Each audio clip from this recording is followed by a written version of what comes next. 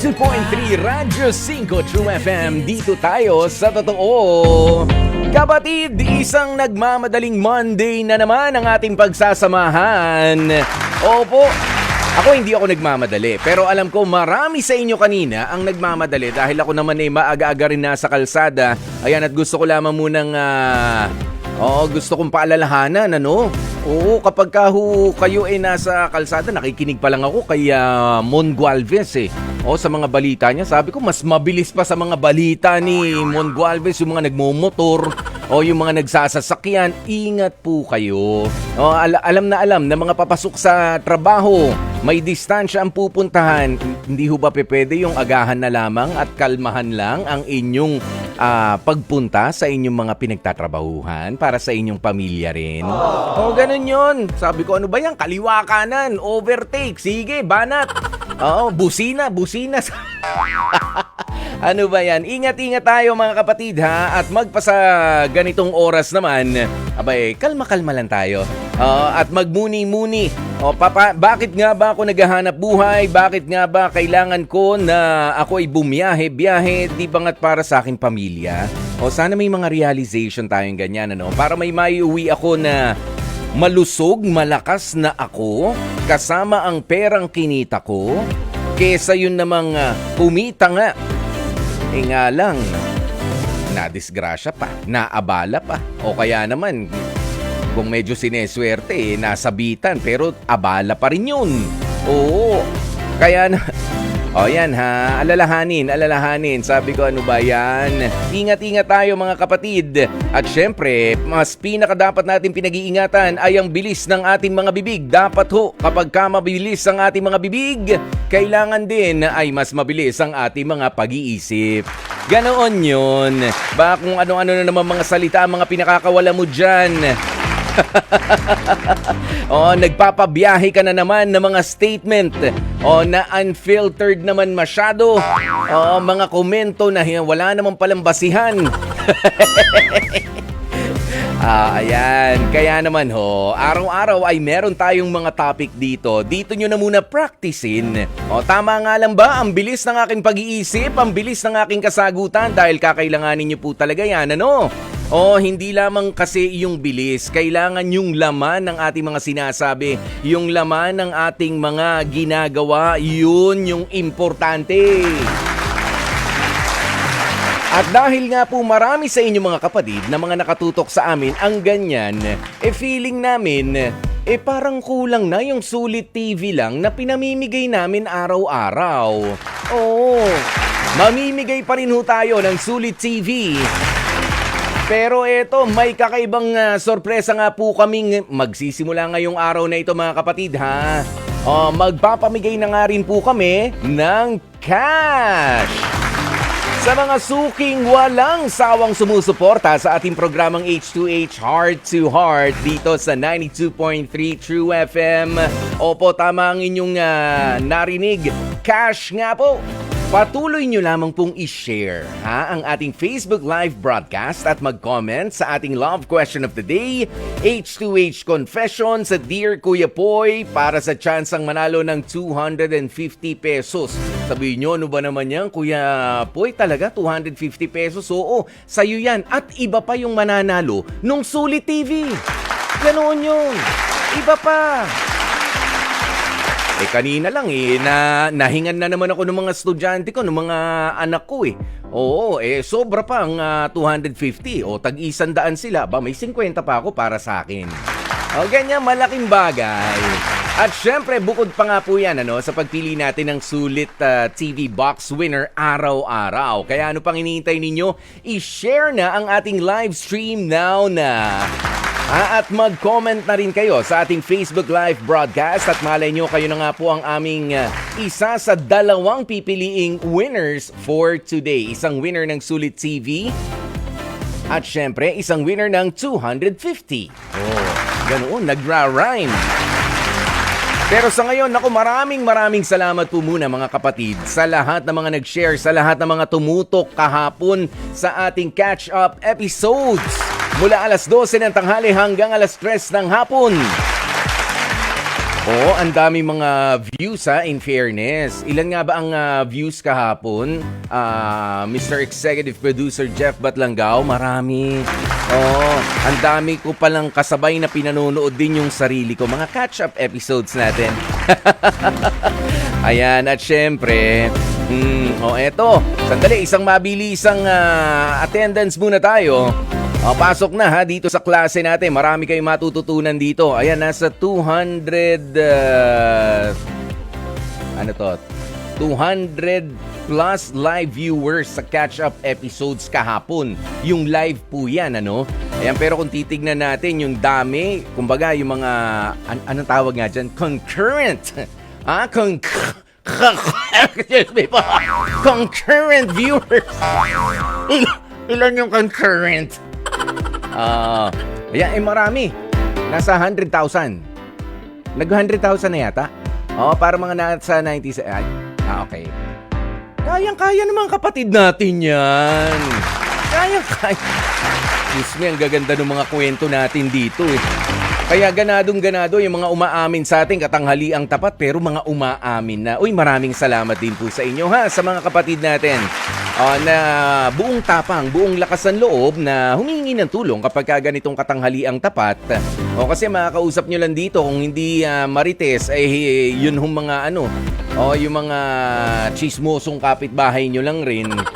Yan ang mga makakausap nyo pero nandito po ang heart to heart para kahit katanghaliang tapat at gusto mo talagang may aminin, may ipagtapat sa amin, ihingi ng payo, ihingi ng tulong kahit papaano o yung iba nga ay gusto lang talaga maikwento ng gumaan-gaan ang kanilang pakiramdam. Nandito po kami para sa inyo. Nandito si Kuya Poy para po kayo ay tulungan.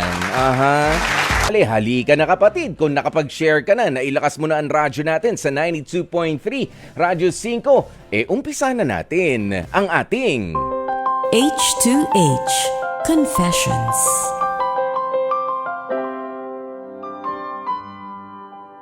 Umaaray na ang bulsa ni Marlon. Yan ay dahil daw sa pagiging magastos ng kanyang jowa na si Winona sa tindi ng bayarin at nagpatong-patong na yan hanggang sa umabot pa nga sa puntong sumagad na rin ang ibinibigay niyang 3,000 monthly allowance sa kanyang jowa. Sabihin ko sana 3 piso.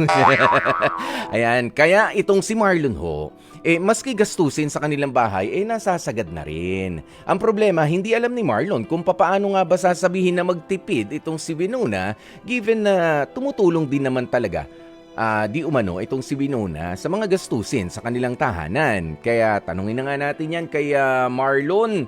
Marlon, magandang tanghali sa'yo. Maganda tanghali, Kuya Poy. Ulitin ko lang, magkano nga yung iniaabot mo? Si Winona ay iyong, asawa? Yes po. Oo, asawa, girlfriend? Girlfriend pa lang po. Girlfriend pa lang. So magkasama na ba kayo sa isang bahay? Hindi pa? Magkasama na kami. Live-in 5 months. Oo, ilang buwan na? 5 months. Ayun. Yung bang 3,000 kamo na ibinibigay mo sa kanya, para saan yun? Para sa mga bayarin, natural? Mga bayarin namin sa mga sa mga bill, sa mga namin. Syempre, kuryente, tubig, renta. Nagre-rent ba kayo? Yes po. Oo. Ganyan. Sa pagkain.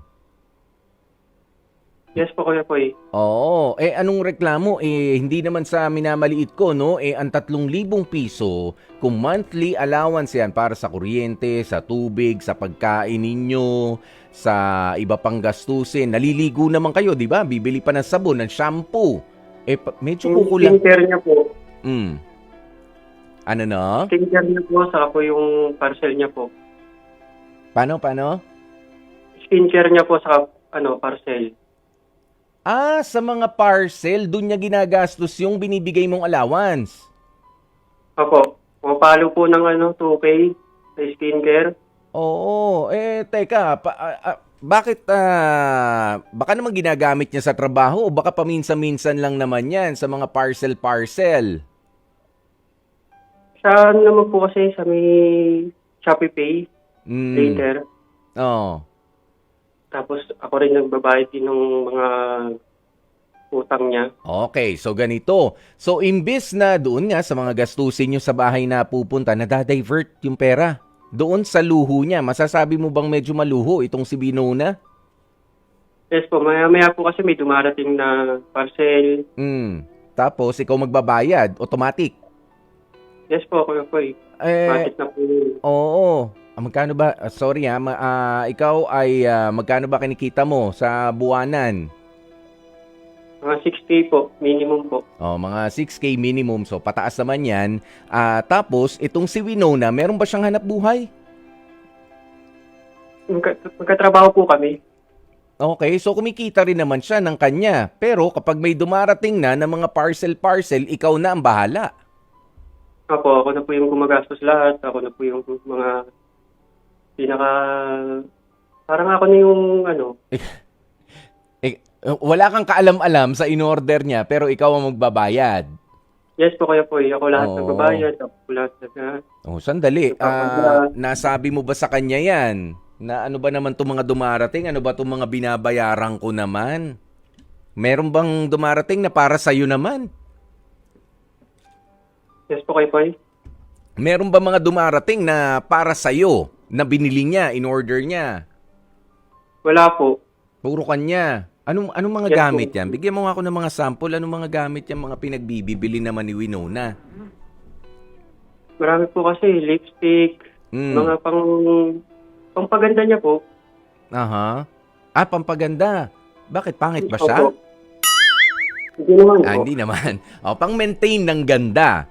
Yan. Pero, ito ba, harap-harapan, seryoso na sabi mo na kay Winona na, teka lang naman, sumusobra naman. May budget tayo, wag mo naman basagin yung budget natin. Hindi ko po masabi. Bakit naman hindi? Kasi, di ba sabi mo, 3,000 ang budget mo para sa mga gastusin nyo sa bahay plus yung niya rin, yung share niya dahil nagtatrabaho rin naman siya, tama? Yes So, po. ngayon... Pero yung pera niya po kasi, pinapadala niya po sa pamilya niya. So, ang sweldo niya, padadala niya sa pamilya niya, so yung sweldo mo, papunta rin sa kanya naman. Yes po. Yun, kahit pa yun, kailangan ma-address yan. Teka lang, kailangan natin na alam niya naman kung magkano lang ang kinikita niyong dalawa, tama? Tama po. Yun, sa tingin ko, mas maiintindihan niya yan kapag sinabi mo sa kanya, hindi kailangan na magalit. Kailangan lang na paliwanagan ng maayos na Winona.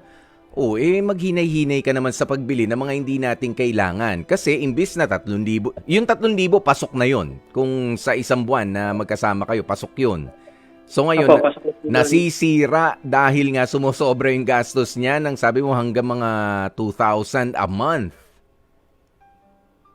Tama? Kasi may sinabi din po kasi ako sa kanya talaga na hindi ko po siya papababayaan. Aha. Kaya lahat po ng mga luho niya po, nabibigay ko rin talaga po. Kasi mahal ko po talaga siya. Isa yon sa mga ipinangako mo na sabihin na nating mali. Ngayon, nare-realize mo, Marlon, na mali. Yung pangako mong yon, ano? Yes po. Oo. Pero alam mo, kasabay nung statement na hindi kita pababayaan, hindi lang naman yung hindi kita pababayaan, lahat ng gusto mo gawin mo. No. Yan yung mali sa marami mga magpa-partner. Hindi kita pababayaan, halimbawa kapag ka nagkasakit ka, aalalayan kita. Hindi kita pababayaan, namamali ka na ng landa, sumusobra na ang paggastos-gastos mo. Teka lang, sasawayin kita. Dapat ganun, hindi kita pababayaan na mapariwara. Ganun yung pangakong yun, hindi yung, sige kahit anong gusto mo, dahil mahal kita. Kung talagang mahal mo siya, wag mong pamimihasain. Ha? Yes po. Kaso gusto ko lang po siya yung talagang maging masaya. Hindi nga nagiging masaya siya, pero ikaw masaya ka ba sa nararamdaman mo ngayon? Sa nangyayari, masaya ka? Medyo hindi. Hindi talaga masaya yan. Pero ikaw, kapag hindi ka masaya at napansin ni Winona, sa tingin mo, masaya kaya siya? Hindi rin po. Hindi rin, 'di ba? Ganun 'yan. Interconnected 'yan, magkakarugtong 'yan. Kaya kailangan masaya ka, masaya yung partner mo at kailangan yung mga ganito mga bagay putulin na. Tama na. Oo, hindi na pinapatagal 'yan. Tsaka alisin mo sa isip mo na lahat na lang ng gusto niya kasi baka mag-resort ka niyan, alam mo kung saan? Ay baka matuto na tayong baka matuto ka na magbenta ng mga gamit mo naman para lang para mapagustuhan, para mapagbigyan yung mga gusto niya. O baka naman kumapit ka na rin sa patalim. Sabi mo nga may mga utang pa. Ano pala yung mga utang? Mga parcel lang yung sinasabi natin kanina. May mga utang pa. Magkano na utang? Mga nasa 5,000 na rin po. O saan naman nanggaling yung utang na yun? Sa mga parcel po. May utang sa parcel? Yes po. Pay later. Yung mga pay later, ibig sabihin, hindi nyo pa kinikita na iutang nyo na nang dahil sa mga ganon. Tsaka tignan mo rin kung ano nga yung mga, mga pinagbibibili niya na mga kapritsyo, na mga luho. Kasi alam mo, ang luho, hindi talaga maganda yan sa katawan. Walang pinagkaiba ang luho doon sa bisyo. Ang bisyo, pagka sinabi mong bisyo, negatibo agad yun. Bawal yun. Hindi maganda ang idudulot nun sa tao. Ganon din kapag sinabing luho, versus yung pangangailangan lang natin. Kailangan, natural, sa mga babae, kailangan mo ng, anong sabi mo kanina, usually mga pampaganda, na mga beauty products. Yung mga in-order niya, tama? Yes po, kayo po. Ayan lang, to maintain, to protect, yung mga ganyan, yung beauty mo. Pero kung meron pa naman, bibili ka na naman ulit, teka lang. Di ba meron ka pa? Kumbaga deodorant, dalawa lang naman yung kilikili mo. Ba't bili ka ng bili? Ba't iba-ibang, ako nga, paisa-isa lang ako. Pagkapaubos na, tsaka bibili. Di ba? Ganun lang naman yun. Kasi baka yung pagka pinigilan ko po, maputol yung niya, kasiyahan niya. Maputol po kami. Yung kasiyahan niya po. Paano naman kung sa katatrabaho at kababayad ng utang niya, maputol naman yung hininga mo sa pagod? Diba? Mas mahirap naman yun, Marlon. Magpapakapagod ka, mag-overtime ka, kukuha ka ng second job para lang, alam mo, kung sakasakali, long term talaga yung gusto ninyo, nitong si Natural, diba? Gusto mo siyang makasama habang buhay. Yes po, kayo po. Aware ka naman na ikaw rin ay napapagod at alam mo rin yung mga hangganan mo. Apo. Tama? Mahal na mahal ko po kasi yun. Yan. Kung mahal na mahal mo talaga yung tao, mas gawin mo na mas makasama siya ng mas matagal. Hindi yung papaguri mo yung sarili mo na ibibigay yung mga material na bagay na ginugusto niya at mga luho niya sa katawan dahil ganito, hindi mo mabibili ang tao sa mga material na bagay. Matatanggap mo ba yung pagkakataon? Wag naman sana, Marlon. Wag naman sana halimbawa nagkasakit ka ng 1 linggo, 2 linggo, di yung sahod mo for 2 weeks halos wala. Papaano? Ano mangyayari kay Winona? Natural, wala kang pera, wala kang pambayad at lumipat na siya dun sa iba. Gusto mo pa bang dumating sa ganun? Naging materialoso na yung tao? Yung mahal mo na sinasabi mo? Ayaw mo po mangyari ganun. Pero kung ano po yung gusto niya, talagang mahal na mahal ko po . So, alam mo ako na nararamdaman ko naman with the proper pag-uusap, sa tamang pag-uusap, itong si Winona ay makikinig. Ang problema ko, ikaw parang ayaw makinig, Marlon. Kailangan mong sabihin yung totoo kasi para ka nagpipretend na meron pero wala. Ganun yun 'Di ba? Nagkakanda utang-utang ka na Mas maganda na malaman mo na mahal ka nung tao hindi dahil sa mga bagay na material na ibibigay mo sa kanya o sinasabi mong kaya mong ibigay sa kanya. Hindi yung tuyong-tuyo ka na para lang wala ka namang pagkunan, pinipilit mo pa. Gusto mo yon? Marlon? Yes po, kayo po. Ano po, kayo po? Ay, ulitin ko na naman. Ayoko na. Ulit. Hindi, Marlon, kasi para ka lang nagpipretend, para ka lang niloloko mo lang yung sarili mo. Kapag ka hindi kaya na ibigay, hindi kaya. 'Di ba? Yung importante muna, yun lang muna pagkagastusan natin. Oo, kung talaga mahal natin yung isa't isa. Kasi ang nakikita mong pagmamahal yata, very one-way lang. It's a one-way street. Gusto mong ibigay lang yung pagmamahal mo, express sa kanya sa pamamagitan ng pagbibigay ng mga material na bagay. Hindi nga ganun eh. That's not how love works. Naniniwala ka ba? Opo. Oo, darating yung pagkakataon na ikaw mapapagod din, magkakasakit, pwedeng, sabi ko nga, wag naman sana, mawawalan ng trabaho, yan yung mga ganyan. Papaano? Wala ka na maibigay sa kanya, okay lang. O, sige na, pwede ka nang umalis kasi wala na akong maibigay sa iyo. Ganun na lang ba yun? Ha? Turuan mo. Naiiya po ako. Ay, hindi. Sa kanya, makasiwan po talaga ako. Kaya nag-aalala ako. Oh. Stop worrying too much. Mas maganda na ikaw ay magpakatotoo lang. Ibigay mo lang yung kaya mo at medyo paalala mo kapag hindi mo na kaya. Ganun kasi ang totoong pagmamahal, Marlon. Hindi yung bigay todo na wala na matitira sa'yo, bayad ka ng bayad, wala ka na maipundar sa sarili mo, ganyan, ni-brief mo, hindi ka na makabili ng sarili mo. Hindi pagmamahal yung katangahan yun. Oh, Marlon, sorry ha. Okay po. Oo, pasensya na pero ganun yun. Pero sana mahanap mo yun, lakas ng loob na sabihin sa kanya na maghinay-hinay naman tayo sa mga gastusin natin. At hindi lang dun sa mga material na bagay yung nagusto niya, masusukat yung pagmamahal mo. Marami ka pa may offer, tama? Marami ka pa may offer sa kanya bukod sa mga sa mga maibibigay mo? Opo. Oh, yun naman pala eh. Oh, yun. Okay? Opo, kayo po. Oh, may iba ka pa bang tanong? Okay na po kayo po. Ayun. Oo. Sige, kausapin mo na siya. Tsaka wag na rin kasi matigas ang ulo mo. Mali rin kasi yung isip mo sa pagmamahal na yan na meron ka para dito kay, ano pangalan nito? Si Winona. Ayan. So maraming salamat sa iyo, Marlon. Ayan, medyo lang si Marlon, no? Mahal na mahal niya talaga, mga kapatid. Pero hindi ho kasi ganun talaga eh. Kapag ka ikaw ay nagmamahal ng isang tao, turuan mo rin siya, tulungan mo rin siya na maging tama kayo para sa isa't isa. Hindi yung pamimihasain, bebabyhin ng husto. Paano kapag ka wala ka? Paano kapag ka nanghina ka? Lipat na sa iba. Naku po. Hindi maganda yon, yung ganoon. Love question of the day.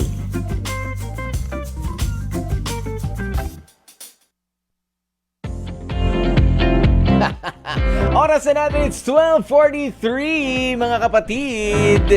Ang love question of the day natin, okay lang ba na magkaiba kayo ng love language ng iyong jowa, ng iyong partner, ng iyong boyfriend, ng iyong girlfriend? O yan inisa-isa ko na ng asawa, ganyan. Baka yung iba masyadong partikular eh. Ano-ano nga ba muna kasi yung mga mga love language na yan? Meron yung words of affirmation, meron yung quality time, physical touch, yung acts of service, yung receiving gifts. O yan. Yan yung mga mga love language. Ayan, nasobrahan lang yung kausap natin kanina para sa H2H Confessions doon sa pagbibigay ng regalo yata. Oo, hanggang sa hindi naman niya na binibigay, pababayaran na lang sa kanya. Okay pa rin daw. Pero naku, sana malinawan ka na ng isip, Marlon! So, ito na nga po ang inyong mga kasagutan. Sabi ni Alma Aranilio, okay lang po na magkaiba kami ng love language ng aking jowa. Ang importante, nandun pa rin yung love. At nag-uusap kami because communication is key. Si Sunshine Tolentino, sabi niya, Kuya Poy, for me, wala naman pong magkatulad ng love language pagdating sa mga pipiliin po nating partner in life. But eventually, we learn to adjust to our partner's love language. Ang importante po kasi, yung pagmamahal nyo sa bawat isa at yung yung kakayanan na tanggapin ang isa't isa ay nandun.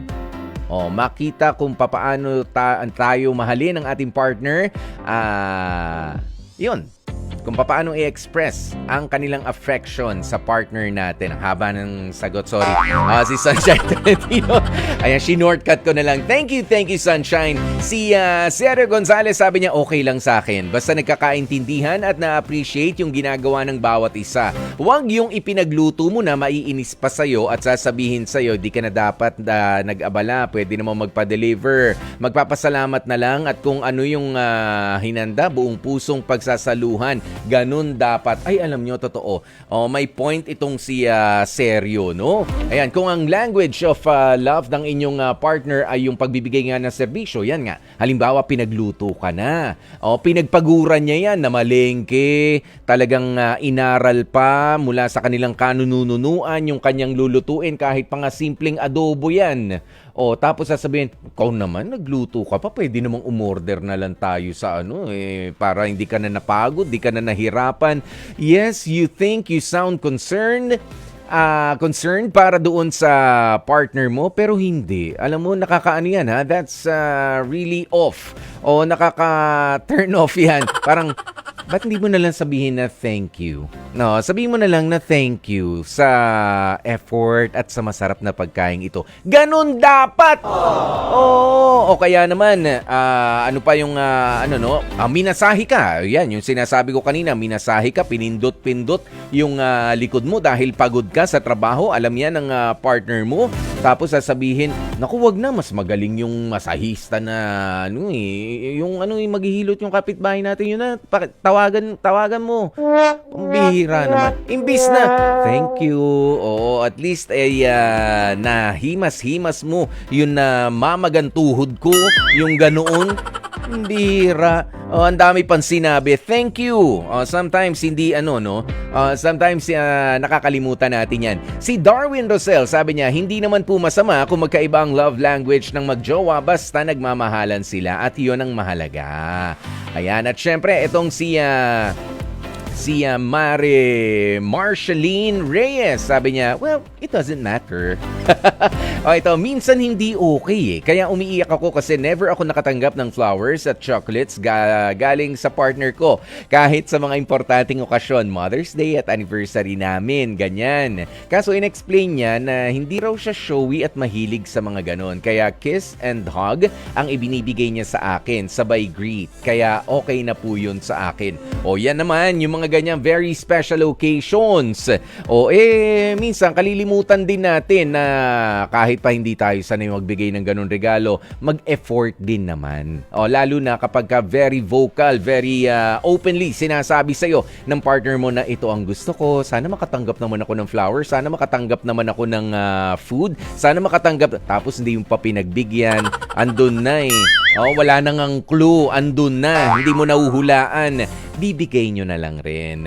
Pero ang bottom line nga natin dito sa okay lang ba kung magkaibang love language ng kayo ng jowa mo? Okay lang. Basta kayo ay nagkakaintindihan, kailangan may respeto at kailangan ay meron naman kung sakali na medyo hindi mo na-appreciate. Maging totoo lang tayo, no? Doon lang tayo sa true.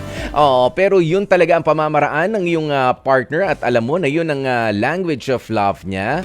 You just learn how to say thank you. You appreciate more kesa ang dami pang mga sinasabi, ha? Appreciate your partner more dahil sa effort niya at sa pagmamahal sa'yo.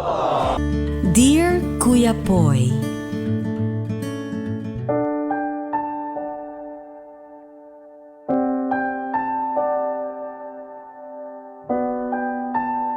Dear Kuya Poy, magandang araw sa inyo at sa lahat ng mga nakatutok sa programang Heart to Heart ng 92.3 True FM. Ako nga pala si Lalaine, 25 years old ng Carmona, Cavite. Meron akong jowa ngayon, 27 years old na siya, Kuya Poy. Miguel ang pangalan niya. Taga dito rin, sa Carmona. Sa totoo lang, nahaharap kami ngayon ni Miguel sa problema. Kaya nga umabot ako sa punto na piliing makipag-cool off na muna sa kanya. Pero unahan ko na kayo. Nag-ugat yan dahil na rin sa relasyon ni Miguel sa kanyang girl best friend. To be honest, nagkakilala kami ni Miguel sa isang common friend namin. Siguro dahil feeling ko ay parehas kami ng humor, naging madali kaming magkaunawaan at nagkapalagayan ng loob. 2 years na sana kami next month, Kuya Poy. Ang kaso, mauudlot pa yata ito nang dahil nga sa girl best friend ng jowa ko. Noong una, nagagawa ko pang palampasin ang palaging pagsingit ni Miguel sa kanyang best friend sa mga usapan namin sa tuwing magkasama kaming lumabas para kumain at manood ng sine. Hanggang sa dumating na rin sa punto na nagagawa na niyang samahan ang kanyang girl best friend kuno sa tuwing wala itong makasama o nababagot ito. Siyempre, girl best friend nga, kaya hinayaan ko lang. Nagpatuloy pa yan, Kuya Poy, at sa sobrang inis ko, nagawa ko na tuloy na papiliin itong si Miguel kung sino nga ba ang mas importante sa kanya. Siyempre, ipinaliwanag ni Miguel na parehas kaming mahalaga sa buhay niya at hindi niya kayang may mawala na isa sa amin. Kaya nga humantong ang desisyon kong makipag-cool off muna sa kanya hanggang ngayon, wala pa rin kaming paramdam sa isa't isa. Kahit na palagi ko nakikita siyang online sa kanyang social media accounts.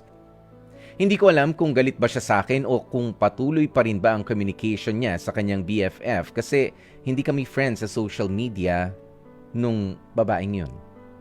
Hindi ko alam kung mali ba ako dahil pinapili ko siya sa aming dalawa ng BFF niya o tama lang dahil nalaman ko ng mas maaga na hindi naman pala nagmamatter ang reaksyon ko. Sa totoo lang, Kuya Poy, hindi ko alam kung kanino ba dapat akong mainis. Sa boyfriend ko ba o doon sa girl best friend niya. Hanggang dito na lamang po ang kwento ko at umaasa ako na makakakuha ako ng payo mula sa inyong programa at sa lahat ng mga walang sawang nakatutok sa inyong radio program na Heart to Heart. Lubos na nagpapasalamat, Lalaine. Especially for you. Mga kapatid, yan na nga po ang kwentong ibinahagi sa atin nitong si Lalaine tungkol sa kanyang boyfriend na si Miguel at sa BFF ni Miguel na girl din. Ako, I really have no problem sa pagkakaroon ng girl best friend ng iyong boyfriend o ng guy best friend ng iyong girlfriend. Depende kung paano mo i-handle yung selos paminsan-minsan. Pero ako naniniwala na wala naman dapat talagang pagselosan kung walang dahilan ng pagseselosan. Ganun lang naman yon. It's as simple as that. Pero ito na nabibigyan na ng dahilan para magselos ang partner mo. Ito lang mga masasabi ko dyan, ha? Huwag ka nang mag-girlfriend o huwag ka nang mag-boyfriend kung iiwan mo na lamang din siya palagi kapag ka may issue yung BFF mo sa kung anuman sa buhay niya. Ha, huwag ka na mag-boyfriend, mag-girlfriend. Ganun lang. Huwag ka na magsimula ng isa pang relationship with another person kung ang talagang concern mo lang ay yung best friend mo. Ha, huwag na. Okay? O kaya naman, isa pa naman na pwede namang maging sagot dyan, yung isama mo nga yung girlfriend mo o yung boyfriend mo sa pagsuporta, sa pagdamay doon sa BFF mo kung nangangailangan siya. Tsaka sana turuan mo rin naman itong si BFF mo na maging malapit din sa inyong dalawa na magjowa. Yan ang kulang dito sa storya natin na ikinwento ni Lalaine. Hindi naman inilalapit nitong si Miguel, ang kanyang girl best friend kay Lalaine. Kaya medyo may duda doon pa lang, pero bukod doon sa duda, kung di mo naman maibibigay sa akin yung time, hindi mo maibibigay sa akin yung attention, at kapag ka isang sutsut lang ng BFF mo, ay nandun ka na lang rin, might as well iwanan mo na lang ako. Hindi ako ang kailangan mo. Ba kailangan nyo lang yung friendship ninyo, special kind of friendship ninyo ng best friend mo. Okay? Diyan na po natin tatapusin ang ating kwento. Kaya be brave na lamang, Lalaine, sa decision. It's a blessing in disguise. Kung sakasakaling di na siya bumalik, hindi siya ang deserve mo. Iwan-iwan ka sa sa ngalan ng BFF kasi may issue. Ganun lang yun. Ay nako, pero eto, wala hong issue mga kapatid dahil congratulations na. Eto muna ang winner ng ating 250 pesos na cash ay si Jennifer Seya ng Laguna. At ang nakuha nga po natin ang kanyang kasagutan sa Love Question of the Day, Jennifer Seya of Laguna. And of course, ang winner ng ating Sulit TV box ay si Marlon ng Cavite.